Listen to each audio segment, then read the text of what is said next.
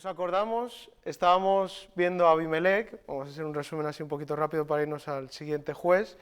Abimelec fue, bueno, no sé, algunos no lo consideran un juez porque realmente fue alguien que se estableció al mismo como un dictador. Fue uno de los hijos de Gedeón, total 70 hijos, si nos acordamos. Este fue uno de ellos y pues hizo un acto político ahí donde estaba y dijo, ¿qué queréis, que os gobiernen 70, o sea, los 70 hijos, o solo un hombre? Y evidentemente pues dijeron, no, uno. Y él mató a todos menos al menor, a Jotam. Jotam dijo una maldición sobre él a causa de lo que había hecho y yéndonos al final de los días de Abimelec, el Señor se enfadó con él y castigó a él y a todos los que le habían apoyado, muriendo trágicamente. Si nos acordamos, una mujer tiró de un muro una piedra de molino que era enorme, él quedó moribundo, se le aplastó el cráneo pero no terminó de morir, le pidió a uno de sus escuderos que le matara para que no dijeran que fue muerto de esa manera, y así murió Abimelec, una muerte muy trágica. Evidentemente su reinado comenzó como juez, no elegido por Dios sino por él mismo, pues comenzó de una manera trágica matando a sus hermanos y terminó de la misma manera, trágica para él, para su vida y para todos. Entonces, de esta manera se cumplió lo que dijo Jotam y Dios les castigó. No se nos dice exactamente de qué manera, pero así lo hizo y hasta aquí llegó Abimelec. Ahora sí nos vamos a Jueces 10, hasta aquí el resumen de Abimelec. Jueces 10, nos vamos a un juez Tola. Este es uno de los jueces que vamos a ver más adelante con Ibsán y otros que son más, el siguiente es Jair, son poco conocidos. Es el octavo juez de los jueces y solo son estos dos versículos, así que los vamos a leer tal cual. Jueces 10, versículo 1 y 2 dice: Después de Abimelec se levantó para liberar a Israel Tola, hijo de Fúa, hijo de Dodo, varón de Isaacar, el cual habitaba en Samir, en el monte de Efraín, y juzgó a Israel 23 años, y murió y fue sepultado en Samir. Esto es lo poco que sabemos de Tola, pero bueno, tras Abimelec, tras ser juez Abimelec, pues vemos como está Tola, el octavo juez. De este no se nos especifica exactamente que liberara o librara guerras como estamos acostumbrados a ver, o que en este tiempo el pueblo de Dios se volcó contra Dios, si recordamos esa rueda de los jueces de que los hijos de Israel hacían lo malo. Esto lo vamos a leer versículos más adelante, pero durante el reinado de Tola y Jair no vemos nada de esto, ni que fueran contra los amonitas, contra los filisteos. Realmente tuvo un reinado pues más tranquilo, seguramente tuvo que arreglar, y esto es lo que nos dice aquí, a veces el Señor nos llama a restaurar lo que ha hecho otro, lo que nosotros hemos hecho atrás, y esto fue lo que hizo Tola, siendo juez en este tiempo, restaurar todo lo que había hecho Abimelec, toda esa maldad que había hecho matando a sus hermanos y dejando ahí hombres alrededor, pues eso, que les había instruido en esa maldad y en todo aquello. Su nombre, Tola, significa rojo escarlata, algo que simbolizaba realeza, pureza y poder, pues algo realmente lo que tuvo, llegando a ser juez para los judíos. Su nombre lo significaba todo y realmente muchas veces, casi todos en la Biblia, pues lo que significaba el juez era lo que hacían realmente ellos, de modo que era un simbolismo muy fuerte para esta cultura y así se demuestra en cada uno de ellos lo que era. Tola es el juez, lo que hemos leído, solo nos dice 2 versículos acerca de él. Nos dice que es hijo de Fúa, hijo de Dodo, o sea, Tola fue nieto de Dodo, de la tribu concreta de Isaacar, vivió en Samir y fue sepultado allí. No se nos dice nada más. Algunos autores no nos dicen nada acerca de esto. Sin embargo, pese a tener solo 2 versículos, vemos que es uno de los jueces que más años gobernó. Estuvo 23 años de juez. Que la Biblia solo diga esto de él, no registren invasiones ni guerras, es buena señal. Esto quiere decir que Israel estuvo en un tiempo de paz, seguramente, de estabilidad, lo que hemos dicho, un tiempo que realmente aprendió de temporadas pasadas y aprendió a obedecer verdaderamente a Dios, porque sabiendo que fuera de Dios pues les pasaba todo esto, pues durante estos 23 años entendieron que de esta manera iba bien, pues así lo hicieron con Tola. Y él sigue enseñando de esta manera a nuestras vidas. Cogidos de la mano del Señor, no vamos a estar mejor que en ningún otro lugar. Después de Tola, bueno, seguimos con Tola. Se entiende que Tola gobernó con justicia y equidad, promovió la paz, la honestidad y el cumplimiento de la ley divina entre las tribus.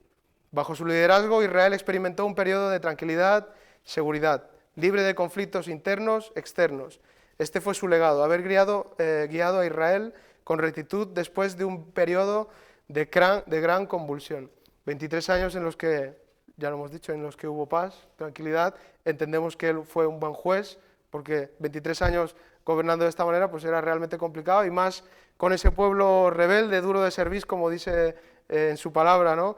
Pues Tola supo pastorear, ¿no?, a este pueblo, como lo hizo Moisés.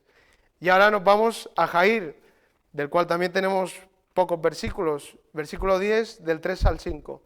Tras él se levantó Jair Galadita, el cual juzgó a Israel 22 años. Este tuvo 30 hijos, que cabalgaban sobre 30 asnos, y tenía 30 ciudades que se llamaban las ciudades de Jair, hasta hoy, las cuales están en la tierra de Galaad, que era de donde él era. Y murió Jair y fue sepultado en Camón. Muy bien, pues después de Tola encontramos a Jair, un juez que reinó un año menos que Tola, gobernó, juzgó a Israel durante 22 años. Su nombre significa Él ilumina o Él brilla. Fíjense qué nombre más bonito, ¿no? Nosotros sí somos hijos de luz y qué tal, pues esto significa todo eso. Y siempre lo decimos medio en broma, medio en serio, que si alguno tiene dudas sobre qué nombre poner a su hijo o recomendarle a alguno tal, pues aquí encontramos gran variedad de nombres curiosos y que tienen un significado pues realmente muy bonito, y es lo que nosotros queremos ser, luz allá donde vayamos. Entonces, él era originalmente de Galaad, él nació ahí, concretamente de la tribu de Manasés, y fue sepultado en Camón. Esto es lo que nos dice literalmente. No nos dice, al igual que Tola, que tuviera luchas contra reinos o enemigos cercanos de alrededor. Seguramente él también tuvo un reinado tranquilo, y él se dedicó pues a esa parte de juzgar, de instruir al pueblo en la palabra y mantenerlos en ese camino. Durante 22 años, haciendo un recuento, pues total 55 años en el que Israel no dio la espalda a Dios, como habitualmente veíamos que estaban 7 años y luego volvían, y estaban unos años y luego volvían. Aquí tuvo Israel un periodo importante de 53 años de paz, de estar con Dios. Nos dice que también Tola tuvo 30 hijos. Bueno, como juez supo aprovechar su tiempo de esta manera. 30 hijos, cada uno cabalgaba sobre un asno. Ahora vamos a hablar sobre lo que significaba el asno, porque no es el único que tiene hijos. O sea, podemos entender que estos hijos eran príncipes, entre comillas, porque el juez hacía la función del rey y ellos pues formaban parte de esta clase social más alta, de realeza, como príncipes hoy en día diríamos. Muchos príncipes o hijos de jueces cabalgaban sobre asnos, lo vamos a ver más adelante también, como nos lo cuentan en otros jueces. Nos pone que en total él tenía 30 ciudades, pues si tenía 30 hijos, pues por hijo uno por ciudad, cada uno gobernaba cada una de ellas. Aquí no había peleas, ¿no? Como que tiene una casa y tiene 30 hijos, pues imagínense el problema. Luego vamos a detallar también cómo es que se dividía esto entre hijos. Si tú tenías el hijo mayor, se tenía que llevar la mitad de la herencia. Tipo, si tenías 4, el mayor se llevaba la mitad y los otros 3 se tenían que dividir la otra mitad. Esto era así, el primogénito tenía ese privilegio. Y este pues tuvo 30, pues, sobre las ciudades entendemos que no se peleó, pero sobre la herencia, pues seguramente esto sí fue así, de acuerdo a la palabra de Dios. Cuando se escribió el libro, las ciudades existían en Galaad. Esto lo ponemos porque pone ahí que las ciudades se llamaban las ciudades de Jair hasta el día de hoy, en el que se escribió esto. Evidentemente, a día de hoy, pues las ciudades han cambiado de nombre, están en el mismo lugar, pero ya no se conocen como esto. Esto ha quedado en la historia y recogido en la Biblia y en la historia de ellos. Vamos a comentar un poquito lo que es el asno. Normalmente cabalgar sobre asnos, que era lo que hacían en ese tiempo, pues significaba que ibas en son de paz, de tranquilidad. Cuando iba uno en caballo, que era sobre todo que se hacía en otras culturas, era para ir a buscar la guerra. Y en Europa se conoce esto, ¿no? El caballo es un animal de guerra, que se le enviaba a la guerra, a las batallas. Y simboliza esto la paz y la humildad, ir sobre el asno. Si nos acordamos, en Zacarías 9:9 es la profecía de la cual Jesús hizo en su entrada triunfal a Jerusalén y luego la purificación del templo. Dice: regocíjate, oh hija de Sión, he aquí, tu rey viene humilde, cabalgado sobre un pollino, hijo de asna. Evidentemente, el hombre más humilde que pisó este mundo fue Jesús, un hombre que fue manso y humilde de corazón, que su nombre significaba príncipe de paz, y como príncipe de paz, pues entró a Jerusalén en esos últimos días montado sobre un pollino, sobre un asnito, sobre un burrito. Esto simbolizaba la paz, lo vemos desde ya los Jueces, ya nos iba avisando todo esto, el contexto. Bien, el hecho de tener 30 ciudades, lo que se les conocía como en ese entonces las ciudades de Jair, pues nos da a entender evidentemente que había mucha riqueza, sobre todo de él. Evidentemente siendo juez tendría ciertos privilegios y él se enriqueció. De esa manera también tuvo tantos hijos. Uno si no tiene la economía suficiente tampoco se pone a tener una gran familia. Ni antes ni ahora, menos ahora todavía. Suceder a Tolá y mantener la paz supone una continuidad de su obra. Evidentemente entendemos que este también fue un buen juez, porque estos 20 y pico años que estuvo, pues también de darle continuidad a Israel, a someterla, a cuidarla, a pastorearla, a que no se desvíe del camino del Señor, pues lo consideramos también, pese a tener solo 3 versículos que nos hablen de él, lo consideramos un buen juez de Israel, en el que Israel no se rebeló en ningún momento contra Dios, como vemos en otros lugares y como vamos a ver ahora. Ahora nos vamos a otro juez, Jefté. Cuando Israel estaba en lo bueno, pasaba un tiempo, en este caso 55 años, Israel, ¿qué volvía a ser? Los hijos de Israel volvían a hacer lo malo delante de los ojos de Jehová y volvía otra vez la rueda. Los hijos de Israel se arrepentían de verdad, y el Señor los enviaba a un juez para que los libertara, estos los libertaran y pues gozaba de un tiempo de tranquilidad, pero ellos volvían a ser otra vez. Estamos en la rueda, este ya es el 9º juez, Israel no aprende, estuvo muchos cientos de años en esto Israel, y que nos sirva a nosotros también para entender que no caigamos en esta rueda. Ahora vamos a leer a Jefté, un poquito su historia. Este es uno de los personajes que más se alarga el libro de los jueces, al igual que Gedeón, hemos visto que era en un capítulo, en 2 capítulos nos da su historia, este también, otro es Sansón, este es el segundo, si no voy mal, que más se alarga en su historia. Entonces vamos a leerla así por trozos. Jueces 10, versículos 6, 7 y 8.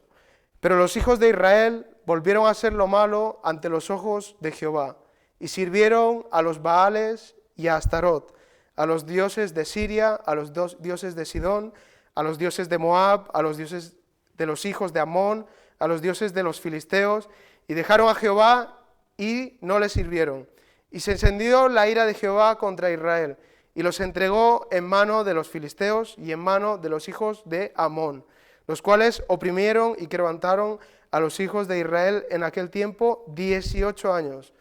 A todos los hijos de Israel que estaban al otro lado del Jordán, en la tierra del amorreo, que está en Galaad. Entonces aquí vemos que tanto filisteos como amorreos, como amonitas, sometieron al pueblo de Israel, concretamente a Galaad, Amón, y aquí es donde nos vamos a centrar con Jefté, contra los amonitas, porque los filisteos estaban por el otro lado, a los cuales los libertó Sansón, que lo vamos a ver más adelante.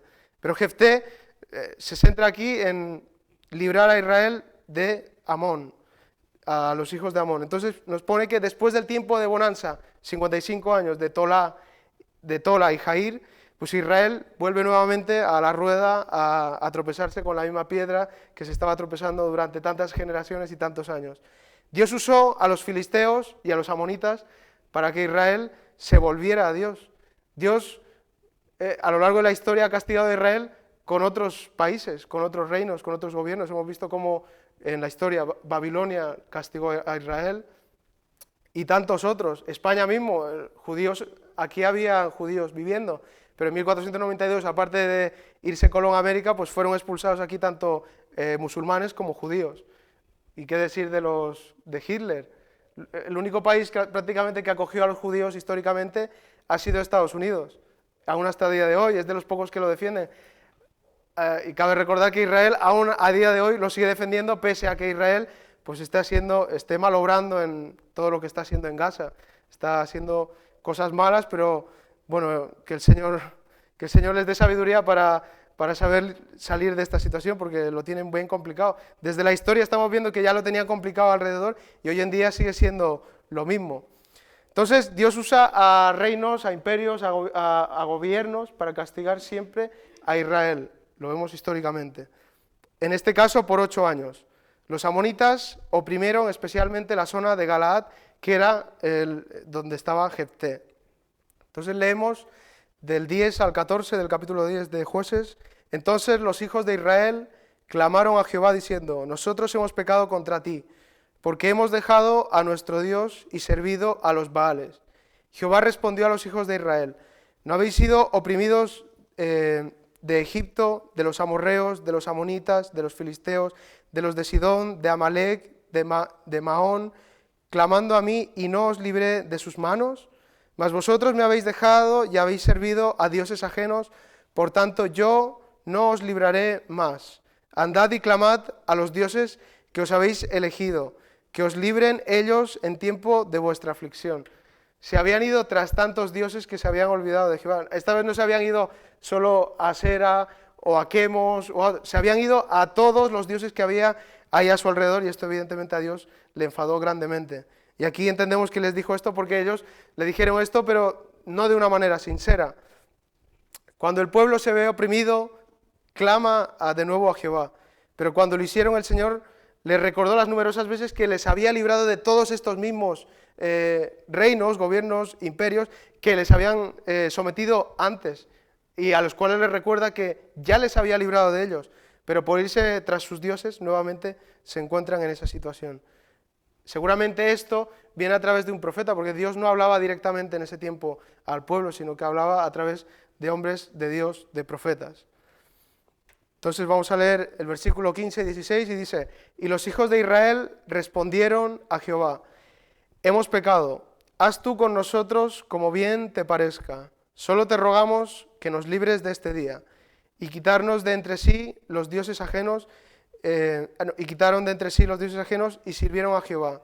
Y él fue angustiado a causa de la aflicción de Israel. Evidentemente a Dios no le gusta ver a su pueblo así, no le gusta ver a sus hijos en esa situación, pero el que ama castiga, y los que son padres lo saben, y los que somos hermanos también, cuando nos ha tocado llamar la atención a alguno, es por su bien, no es porque queremos hacerle un daño, más bien es porque les queremos, y porque les queremos hacemos esa corrección para que ellos aprendan y sigan unos buenos pasos, una buena vida.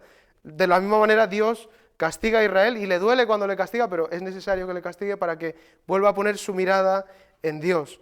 Entonces, ¿por qué tienen esta respuesta de parte del Señor? Seguramente porque eso que habían dicho: Señor, líbranos de este día, nos arrepentimos, seguramente no era del todo cierto, no era verdad, no lo decían de corazón, y en la historia se ve que se arrepienten una vez y vuelven a caer y otra vez se arrepienten. Pero bueno, el Señor es amoroso, bondadoso, misericordioso con todos nosotros, y las veces que vayamos a Él, pues nos va a perdonar, al igual que perdonó a su pueblo. Lo que pasa es que las consecuencias siempre van a estar ahí. Aunque se arrepintieran, ellos tuvieron una serie de consecuencias. Lo mismo nos pasa a nosotros. Cuando uno falla y se arrepiente, el Señor sí te va a perdonar, pero ahí van a quedar las consecuencias y las cicatrices, las cuales también le vamos a pedir al Señor que lo cure y lo sane, pero Él va a dejar que pasemos por todo ello. Entonces, ellos destruyeron a los ídolos, sirvieron a otros dioses, casi no se dejaron a ningún dios de por ahí cercano al que adorar, dejando ahí a Dios aparte. Esto me recuerda cuando Pablo fue a Grecia, ¿no? Y tenían ahí en el templo al dios tal, al dios cual tal, y luego tenían una última columna ahí al fondo, y al dios no conocido. Bueno, ellos adoraban a todo el mundo. Pues Israel se había vuelto, en este paganismo se habían vuelto en todo esto. Es algo que desde la antigüedad hasta la época clásica de Grecia y aún a día de hoy, lo que pasa es que hoy en día ya no son ídolos con dioses tal, ya son otros tipos de ídolos pues humanos, o el egoísmo, muchas cosas, la tecnología, la gente está cada vez más distraída en muchas otras cosas. Dios siempre es misericordioso con nosotros cuando nos arrepentimos de verdad. Vamos a leer Jueces 10, 17 y 18. Entonces se juntaron los hijos de Amón y acamparon en Galaad. Se juntaron asimismo los hijos de Israel y acamparon en Mizpa. Y los príncipes y los pueblos de Galaad dijeron el uno al otro: ¿quién comenzará la batalla contra los hijos de Amón? Será caudillo sobre todos los que habitan en Galaad.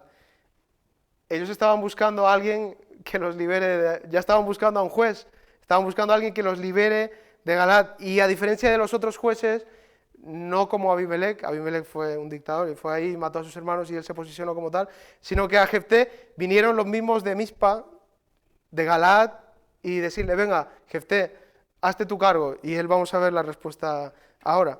Los amonitas se reunieron en Galaad para atacar a Israel. Los amonitas atacaron fuertemente a Galaad durante 8 años. Estuvieron sometidos.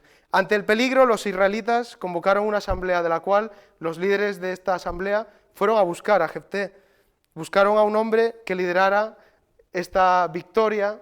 Ellos querían una victoria de Israel sobre Amón.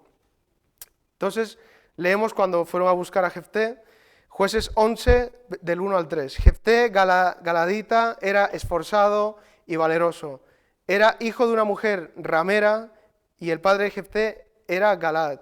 Pero la mujer de Galaad le dio hijos, los cuales cuando crecieron echaron fuera a Jefté, diciéndole, no heredarás la casa de nuestro padre porque eres hijo de otra mujer. Huyó pues Jefté de sus hermanos y habitó en tierra de Tob. Y se juntaron con él hombres ociosos, los cuales salían con él. Pues esto tiene ciertas similitudes como con el juez Abimelech, también hijo de ramera. Este hombre fue desechado por sus propios hermanos y por los propios de la ciudad. Vemos que se fue a un sitio lejano, si lo vemos en el mapa, a Tob, habitó ahí y habitó en un entorno pues complicado. Al igual que Abimelech, pues se juntó con gente ociosa, con gente malhechora, de la cual él llegó a ser el jefe de todos ellos, vamos, era prácticamente el jefe de una banda peligrosa, de unos pandilleros. Jefté significa él abre o él libera, lo que él hizo más adelante. Era hijo de Galaad y de una mujer que había sido prostituta, la cual llegó a convertirse en la esposa de Galaad, el padre de Jefté. Por lo tanto, entendemos que no era un hijo ilegítimo, porque fue expulsado de la casa de su padre por sus hermanos mismos, por lo que habíamos comentado antes, porque el hermano mayor, que era él, obtenía la mitad de la herencia del padre, y los otros obtenían la otra mitad, pero dividido entre todos ellos. Y si tenía muchos hijos, pues quedaba muy dividido, quedaba casi nada. Entonces, esto era algo que se solía hacer habitualmente. En reyes sobre todo se veía, ¿no?, cómo mataban al rey, o los hermanos mataban entre hermanos para posicionarse ellos como rey. Pues esto hicieron con Jefté, y Jefté se fue muy lejos a vivir con Tob, en medio de ese entorno que ya hemos comentado, en medio de malhechores, llegando a ser él el jefe de esa banda. Entendemos que no era hijo legítimo, porque la mujer esta llegó a tener más hijos, como se nos pone, con Galaad, y sus hermanos pues lo desecharon. Más adelante, él ofrece un sacrificio a Dios. Pese a estar tan lejos en Tob y rodeado de ese entorno de malhechores, de ociosos, pues él era conocedor de la palabra, de la historia, de la Biblia, de la Torá. Él fue bien enseñado. No sabemos si se fue mayor, adolescente, joven, pero en el tiempo que estuvo ahí, aprendió bien la palabra de Dios, como lo vamos a leer más adelante, y ofreció un sacrificio polémico en este juez, que lo vamos a explicar un poquito más adelante. Entendemos que también no fue ningún hijo ilegítimo o bastardo, porque según Deuteronomio 23:2 pone, no entrará bastardo en la congregación de Jehová, ni hasta la 10ª generación no entrarán en la congregación de Jehová. Por tanto, era hijo legítimo de Galaad y de su mujer, la cual fue prostituta en algún momento, pero luego fue mujer de Galaad. Curiosamente, a pesar de su estilo de vida, lo que hemos dicho, que se juntaba con gente ociosa, malhechora o gente peligrosa, pues él supo vivir una vida conforme a Dios y mantener las Escrituras en su mente y en su vida, como vamos a entender más adelante, y ofrecer, aquí ya nos adelantamos, ofrecer a su hija en ese sacrificio, que vamos a explicar más adelante en qué consistía. Jueces 11, 5 y 6. Y cuando los hijos de Amón hicieron guerra contra Israel, los ancianos de Galaad fueron a traer a Jefté de la tierra de Tob, que era donde él habitaba, donde le habían expulsado. Y dijeron a Jefté, ven y serás nuestro jefe, para que peleemos contra los hijos de Amón. Cuando Amón ataca a Israel, los ancianos, recordamos, en Mizpa se reúnen, hacen una asamblea, tenemos que elegir a un hombre que nos liberte, que nos haga de juez, que vaya contra ellos. Israel siempre se veía envuelto de esto, si lo recordamos también cuando estaba Cuando David fue jovencito, ahí estaba Saúl, que no quería ir contra Goliat, y ahí estaban diciendo igual, pero ¿quién va a ir contra este gigante? Y al final se ofreció David. Pues de la misma manera fueron a buscar así a Jefté para que él se hiciera cargo de liderar esta batalla contra los amonitas. Jefté, que como hemos dicho había sido rechazado, pero aún lo rechazado lo usa Dios, ¿no? Lo vil, lo humilde, lo rechazado, Dios lo usa. Como vamos a ver aquí, uno de los jueces de Israel. Jefté entonces dijo a los ancianos de Galaad: si me hacéis volver para que pelee contra los hijos de Amón y Jehová los entregare delante de mí, ¿seré yo vuestro caudillo? Y los ancianos de Galaad respondieron a Jefté: Jehová sea testigo entre nosotros si no hiciéremos como tú dices. Entonces Jefté vino con los ancianos de Galaad y el pueblo lo eligió por caudillo y jefe. Y Jefté habló todas sus palabras delante de Jehová en Mizpa.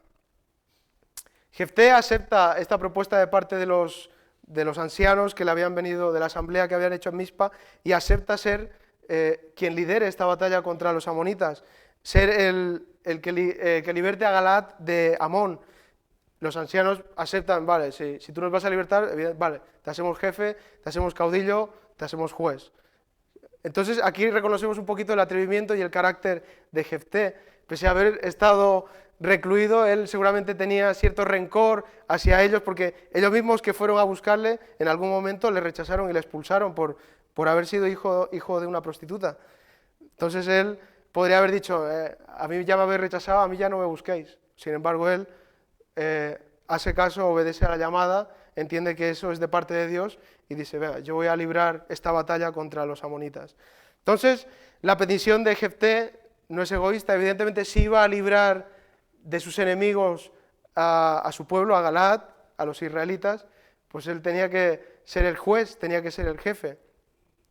Quería que después de la guerra no se olvidaran de nuevo de él, de seguir la dirección de Dios. Ya en un momento lo habían expulsado, él tenía miedo de que lo volvieran a rechazar y expulsar. Dijeron, si yo me hago jefe y caudillo de ellos, ya no me van a echar. Entonces, de modo así, les hizo jurar y así lo hicieron. Jueces 11, 12 y 13. Y envió Jefté mensajeros al rey de los amonitas diciendo, ¿qué tienes tú conmigo que has venido a mí para hacer guerra contra mi tierra? El rey de los amonitas respondió a los mensajeros de Jefté, por cuanto Israel tomó mi tierra cuando subió de Egipto desde Amón hasta Jaboc y el Jordán, ahora pues devuélvela en paz. Vemos que la primera actuación de este hombre, pese a ser un hombre criado rudo entre una pandilla, vamos a decirle entre malhechores, pues tuvo una actuación pues que lo haría cualquier rey, enviando una carta, un mensaje al otro rey y diciéndole, mira, ¿qué es lo que pasa? Él intentó por las buenas, poner paz ahí en lo que había. Sin embargo, el otro no hizo caso. Le dice a Amón que fue invadido el territorio de Israel y el rey de Amón le contesta que fue Israel quienes les quitó su territorio al subir de Egipto. Esto fue cuando subieron con Moisés y luego con Josué, pasaron el Jordán. Esta historia, aquí entendemos que, esto lo cuenta Jefté, el capítulo 11, del 14 al 28, no lo vamos a leer, pero lo vamos a resumir. Él sabía la historia y se lo cuenta así de memoria al rey, le dijo, pero nosotros cuando subíamos, estábamos en Cades, era un territorio donde ellos se habían quedado estancados, y pidieron paso por un lado, y le dijeron, no, por aquí no puedes pasar. A estos mismos, pidieron paso por otro lado y le dijeron, no, por aquí tampoco. Fueron por otro lugar, tampoco. Le dijeron al rey, oye, déjanos paso que tenemos que ir a la tierra prometida. Ninguno le dio paso, sino que se pusieron delante de ellos y les intentaron quitar todo lo que tenían y matar, librar una batalla contra ellos. Entonces Dios les defendió en ese momento, y no solo en ese territorio, sino que todos los que le habían dicho que no les daban paso, Dios les dio todo eso ganado. Entonces es una historia de Israel que Jefté se lo sabía de memoria y es la que se lo cuenta a él. Y le dijo, si en 300 años no nos has pedido esto, porque esto ya había pasado hace tiempo, ¿cómo que vienes ahora a reclamarnos lo que en 300 años no has reclamado? Claro, como él veía que ahora Israel estaba débil, había aprovechado su oportunidad y se lo había quitado. Y aquí le dice, pues tú tienes tu Dios, y si tu Dios te da una cosa, ¿no vas a ir tú a reclamarla, lo que te ha dado? Pues lo mismo ha hecho Jehová. Jehová libró esta batalla por nosotros, os derrotó a todos vosotros, nos lo dio a nosotros, de modo que esto nos pertenece. les perteneció durante 300 años. Lo perdieron ahora en estas batallas en las que nuevamente Israel volvió a ser lo malo y cayó en todo esto. Entonces Jefté era un hombre que sabía de historia, que sabía de la Biblia, y esto fue lo que le argumentó con datos históricos, con datos exactos al rey. Leemos en Números 20:14, en 21, del 21 al 30, Deuteronomio 2, 26 al 37. Esto que hemos resumido ahora, esto es la historia que le cuenta Jefté sobre cómo se libró esta batalla y cómo Dios les ayudó a ganar todos estos territorios. Aún esto pasa a día de hoy porque cuando a Israel se le dio un territorio, que es de lo que le acusan a Israel en la actualidad, que le dieron un territorio muy pequeño y se ha ido extendiendo y ha ido masacrando tal, pues realmente no es así. Cuando tú te vas a los datos históricos, cuando en 1948 le dan a Israel, pues como estamos viendo en la historia, tenía muchos enemigos alrededor y estos les atacaban a ellos y ellos libraban una guerra y la ganaban, y entonces ese territorio se lo quedaba a Israel, y así es como se ha ido ampliando este territorio, pero no porque Israel quisiera, yo quiero más territorio y vengo y te conquisto, no. La guerra primero la empezaban los otros. Ha pasado lo mismo aquí en Números y en todo esto, en Deuteronomio, lo que hemos leído. Entonces, cuando Israel conquistó la tierra, en disputa la ocupaban los amorreos, los mismos que ahora le reclaman. Además, Amón no había criticado esa ocupación, lo que hemos dicho, en 300 años no la habían reclamado. Venían a reclamarla ahora que veían a Israel débil. El rey de Amón, sin embargo, no hace caso a esta argumentación de parte de Jefté sobre todos estos datos históricos que él seguro, este rey también lo sabía, y pasa de ello. Entonces, pues asume las consecuencias que son las que vamos a leer ahora. Jueces 11, 27. Así que yo nada he pecado contra ti, mas tú haces mal conmigo peleando contra mí. Jehová, que es el juez, juzgue hoy entre los hijos de Israel y los hijos de Amón. Jefté le dice al rey moabita que si a pesar de todo lo que le expone van a la guerra, Jehová será el juez de esta causa y decidirá al ganador. Él estaba convencido, al igual que David iba a derrotar al gigante, él estaba convencido que Jehová estaba de su lado y iba a derrotar a todos ellos, y que la tierra que durante 300 años les perteneció a Israel, porque el mismo Jehová se lo dio, pues la iba a conquistar nuevamente. Y leemos como el espíritu de Jehová vino sobre Jefté y pasó por Galaad y Manasés, y de allí pasó a Mizpa de Galaad, y de Mizpa de Galaad pasó a los hijos de Amón, ya a librar la batalla, esta vez de la mano de Jehová. El espíritu de Jehová estaba sobre él, al igual que como leíamos en Gedeón, el espíritu de Jehová estaba sobre él. El espíritu de Jehová se ponía sobre los que iban a librar a Israel en estas batallas. Entonces llegamos al punto de que la guerra era inevitable. El espíritu de Jehová estaba con Jefté, Jefté libró la batalla y Israel ganó la batalla. Jueces 11, 30 y 31. Y Jefté hizo voto a Jehová diciendo: si entregares a los amonitas en mis manos, cualquiera que saliere de las puertas de mi casa a recibirme, cuando regrese victorioso de los amonitas, será de Jehová y lo ofreceré en holocausto. Una palabra dura, que seguramente Jefté luego se arrepintió de decirla. Él antes de a la guerra, en estas palabras, entendemos que él tenía por seguro que iba a ganar la victoria, porque dice, cuando gane y vuelva y el primero que salga, lo voy a ofrecer a ti, Señor, en holocausto. Jefté hace este voto a Jehová. Era un hombre, por lo que hemos entendido, de donde vivía en Tob, un hombre que su entorno era esto, malhechores, ociosos.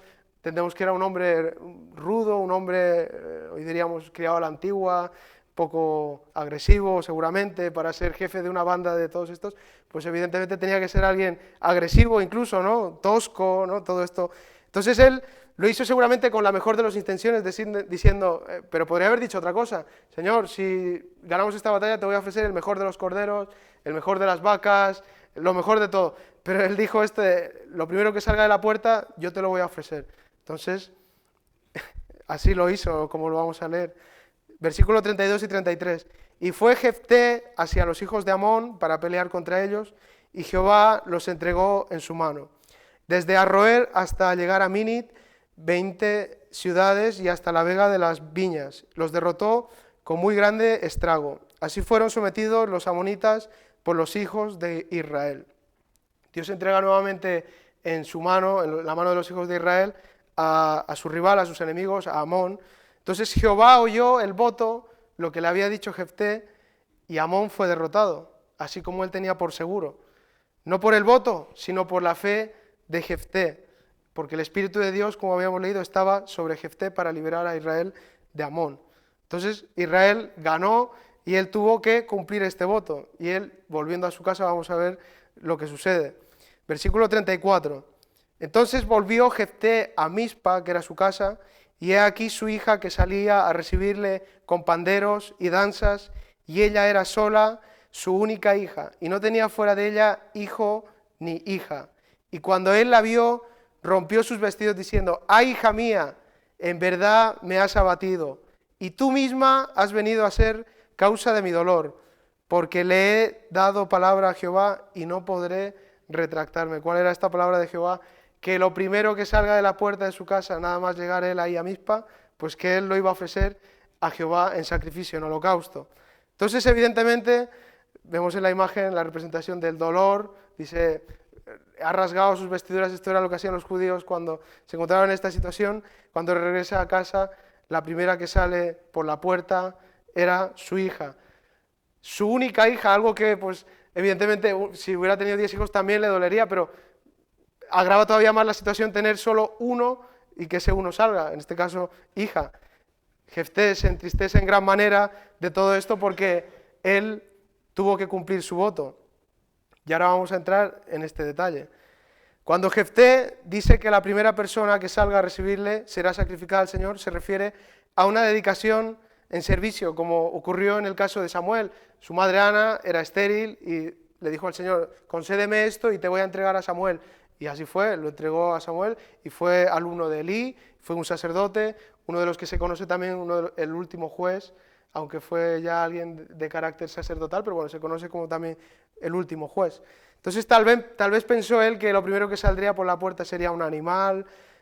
Algunos estudiosos, teólogos, piensan que realmente él ofreció a su hija en holocausto. ¿Qué era el holocausto? Pues preparaban ahí las maderas y quemaban ahí, no vivo, sino que lo mataban antes y lo quemaban ahí al animal en holocausto.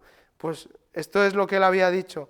Sin embargo, vemos por textos del Antiguo Testamento que Dios mismo prohíbe estas prácticas a Israel. ¿Por qué? Porque esto eran prácticas que hacían otros pueblos y a otros dioses. Y esto a Dios no le agradaba.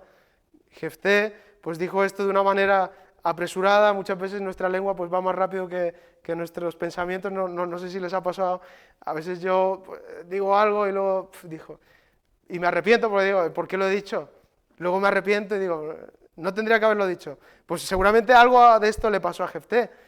Él dijo algo como para ofrecer a Dios, pero sin haber pensado que podría haber salido, yo qué sé, otro familiar.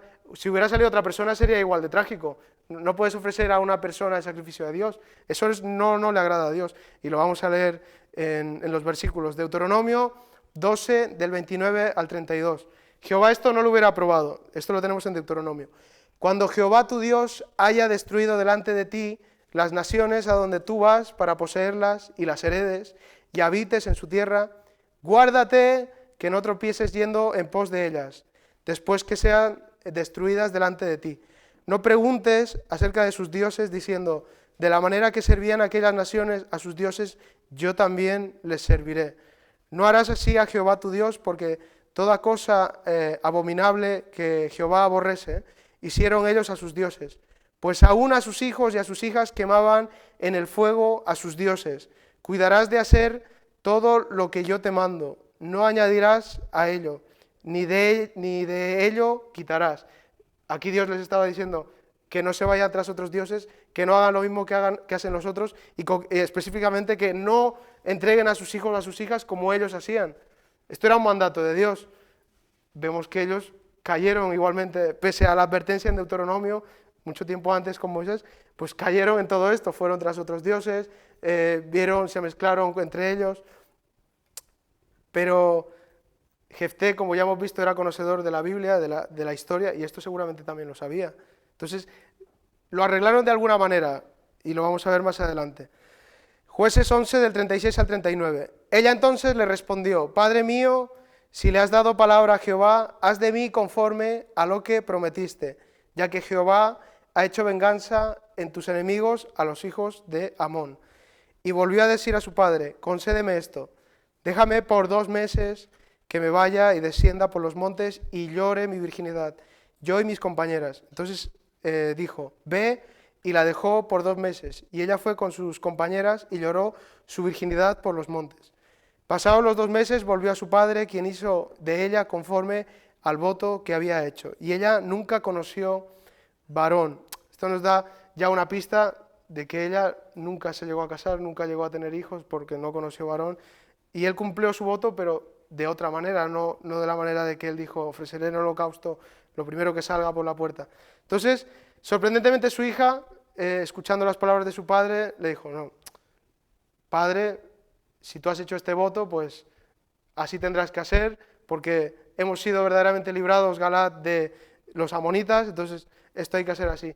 Entonces entendemos que ella fue bien educada también en la palabra de Dios, en la que se dice que no por nada juraréis y por nada haréis este tipo de promesas, en la cual él cayó y ella entendió que eso se tenía que cumplir y le dijo, bueno, padre, déjame, aunque sea estos 2 meses, que me vaya con mis compañeras a llorar la virginidad. Ella iba a llorar que no iba a tener descendencia, su descendencia de ella iba a acabar ahí y la descendencia de su padre también iba a acabar ahí porque era su hija única. Leemos en Jueces 11:40. Y se hizo costumbre en Israel que de año en año fueran las doncellas de Israel a endechar a la hija de Jefté, Galaadita, 4 días en el año.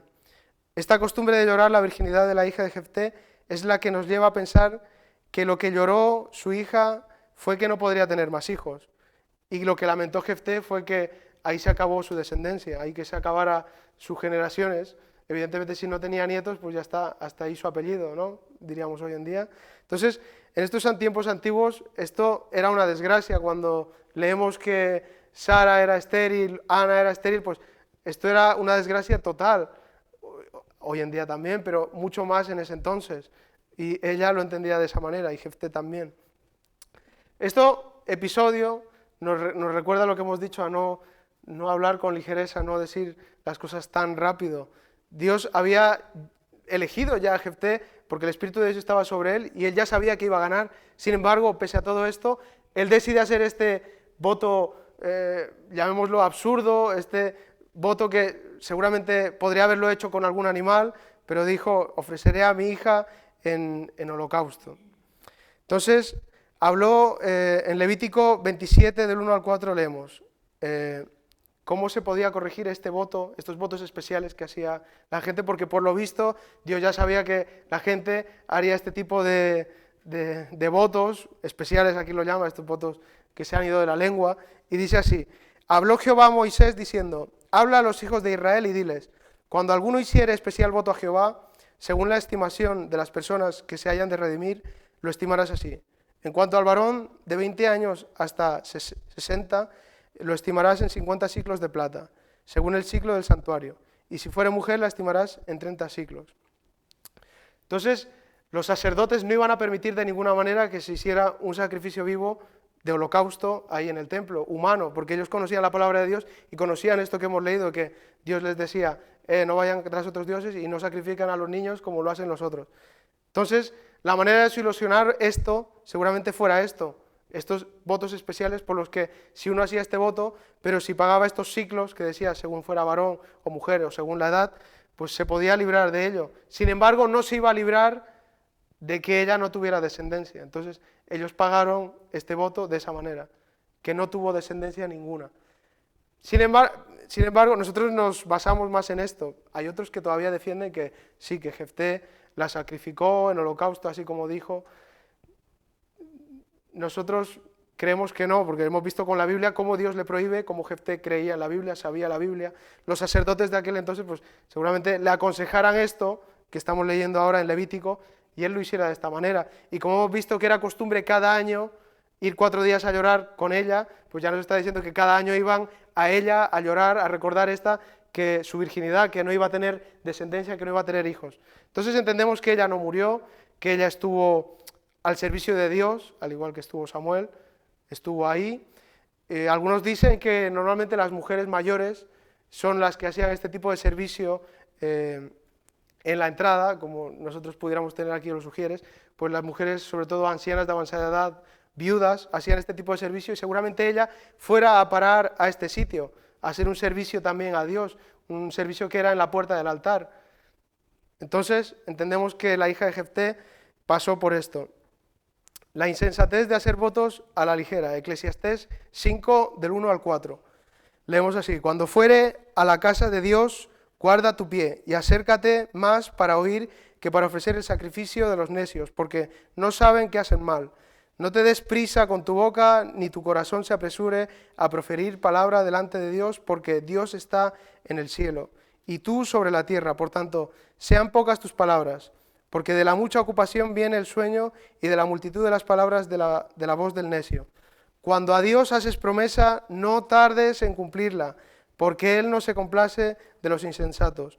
Cumple lo que prometes. Mejor es que no prometas y no que prometas y no cumplas. No dejes que tu boca te haga pecar, ni digas delante del ángel que fue ignorancia.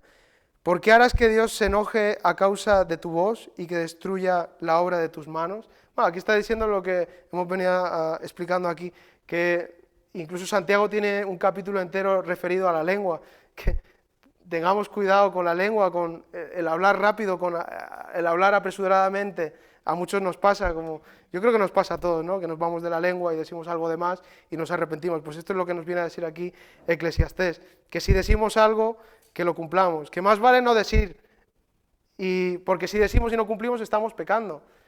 Lo dice más adelante en la Biblia también, que tu sí sea sí, ¿no? Pues que también por esto se nos reconozca como hijos de Dios, en una sociedad en la que vemos que desde lo más alto como el presidente hasta nuestro entorno, pues todo el mundo miente, todo el mundo se excusa en tal, pues no, nosotros digamos la verdad y que se nos conozca como aquí. Jefté llevó lo que había prometido hasta el límite de no tener descendencia, algo doloroso para él y para su hija, pero él conocía la palabra y prometió lo que hizo.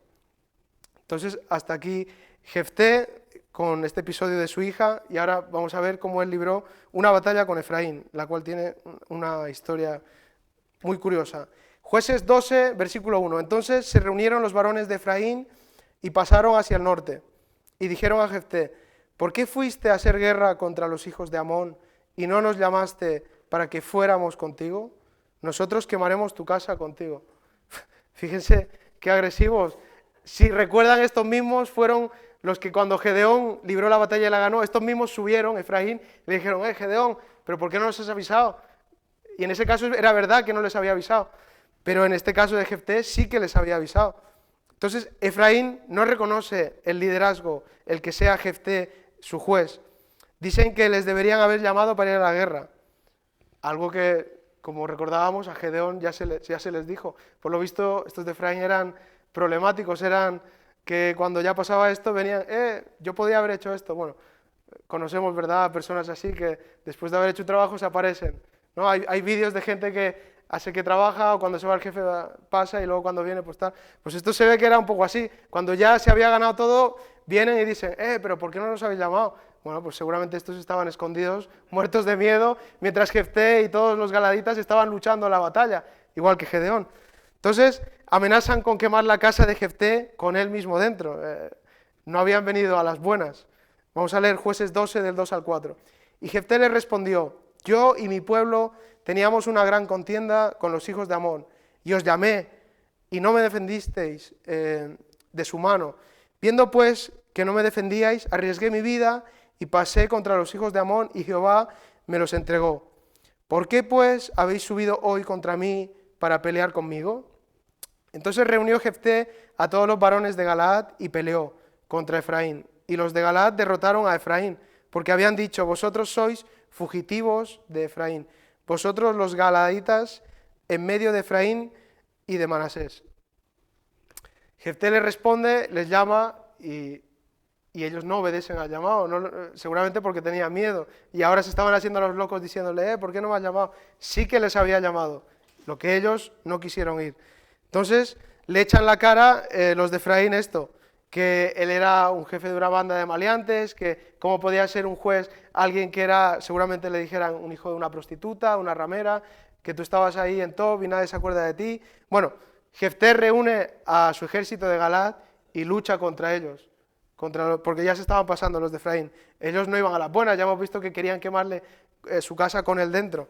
Entonces, Jueces del 5 al 6. Y los galaditas tomaron los vados del Jordán y a los de Efraín. Y aconteció que cuando decían los fugitivos de Efraín, quiero pasar, los de Galaad les preguntaban, ¿eres tú efrateo? O sea, de Efraín. Si él respondía no, entonces le hacían una prueba. Le decían, ahora pues di Shibolet, que era una palabra clave. Y él decía, si era de Efraín, decía Sibolet, porque no podía pronunciar correctamente. Entonces le echaban mano y le degollaban junto a los otros vados del Jordán. Y murieron entonces los de Efraín 42.000. 42.000, no eran pocos. Mueren un total de 42.000 de Efraín. ¿De qué manera, en qué consistía esta trampa? Pues evidentemente, seguramente los rasgos entre ellos, entre los israelitas, eran muy parecidos y no podían diferenciar a simple vista como a los pueblos enemigos, este era de aquí, este era de allá. Se debían parecer mucho. Entonces la manera de diferenciarse entre ellos era la forma de hablar, el dialecto.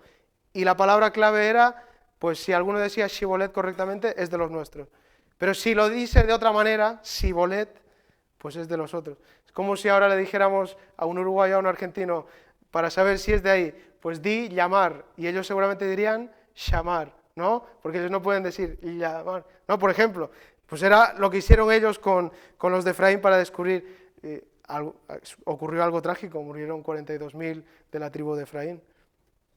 Que bueno, ellos también se lo habían buscado, ellos fueron a por guerra contra los de Galaad, cuando Dios no les había mandado para nada. Jueces 12, 7.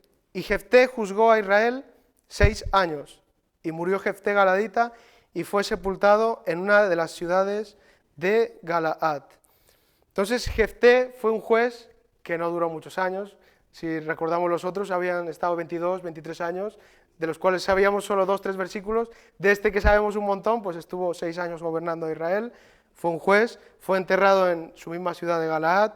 Entonces este personaje nos aparece tanto en 1 Samuel 12:11, en el que se habla de él como un libertador, y también se nos habla como uno de los héroes de la fe en Hebreos 11, en la cual se nos habla de varios jueces, uno de ellos es este, Gedeón también.